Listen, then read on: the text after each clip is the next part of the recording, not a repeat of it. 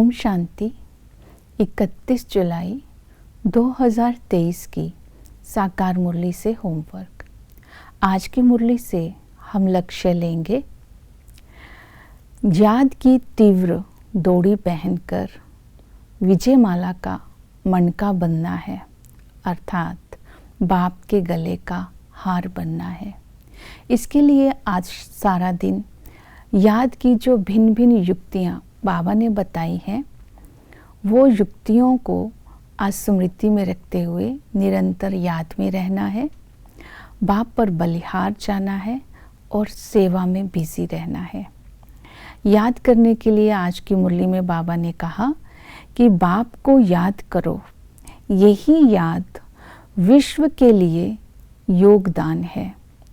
याद से ही विश्व पावन बनेगा, याद से हमारा बेड़ा भी पार हो जाएगा, याद से ही हम वरदानी मूर्त बनेंगे।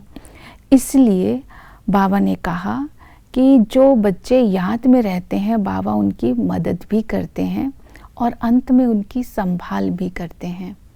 याद करने के लिए बाबा ने पहला पाठ पक्का कराया। बाबा ने कहा, एक बाप दूसरा न कोई, यह पाठ पक्का करो तो बच्चों को बाप की मदद मिलती रहेगी।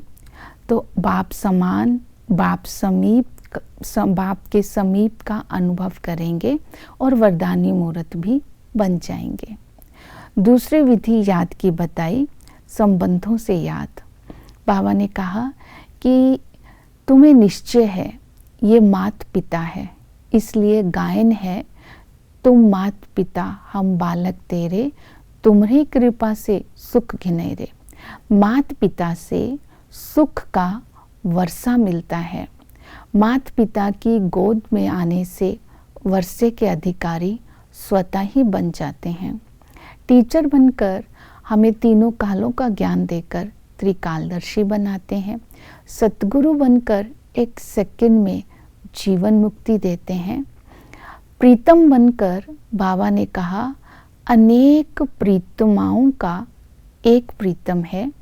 उस प्रीतम की महिमा है, वो सर्वश्रेष्ठ है, बहुत प्यारा है, सबसे ऊंचा है, सबसे मीठा है।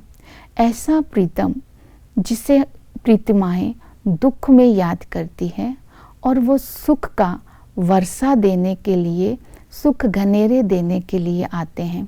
तो ऐसे प्रीतम की निरंतर याद में रहना है। वो खवैया भी है। खिवैया आकर आत्मा का दीपक जलाकर आत्मा को उस पार ले जाता है। तो आत्मा का दीपक बाबा संगम पर आकर जगाते हैं, खिवैया बाबा बनते हैं और यादगार पुरान इस दुनिया में है, जब कोई शरीर छोड़ता है तो दीपक जलाने की रस्म पड़ जाती है। बाबा ने कहा कि तुम यात्री हो। निरंतर याद करने के लिए ये स्मृति में रखना है कि हम परम धाम के यात्री हैं। जब अपना घर याद आएगा तो घर में रहने वाला बाप स्वतः ही याद आएगा। तो याद करने के लिए राम राम कहने की दरकार नहीं है, मन ही मन बाबा को याद करना है।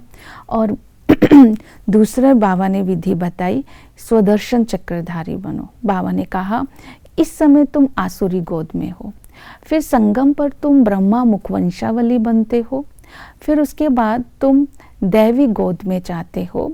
तो दैवी गोद में जाने के लिए बाबा ने कहा, स्वर्ग को याद करो। स्वर्ग में हीरे जवाहरात के महल होंगे, बहुत सुख होगा, आत्मा निरोगी होगी। तो इस तरह विचार सागर मंथन करते रहना है। तो स्व का दर्शन करते संस्कारों में पवित्रता आती जाएगी। वहाँ सब चिंतन करना है कि वहाँ राज्य कैसे करेंगे, महल कैसे बनेंगे, स्वयंवर कैसे होगा। तो इससे मन में ज्ञान का चिंतन भी चलता रहेगा। बलिहार जाने की विधि भी बाबा ने बताई कि जनक मिसल बलिहार जाना है। जैसे बाबा ने जनक को कहा, ब्रह्मा बाबा को कहा कि तुम बलिहार जाओ और सब कुछ ट्रस्टी होकर के संभालो। और जब हम इस विधि को अपनाते हैं तो सब बात का जिम्मेवार बाप हो जाता है।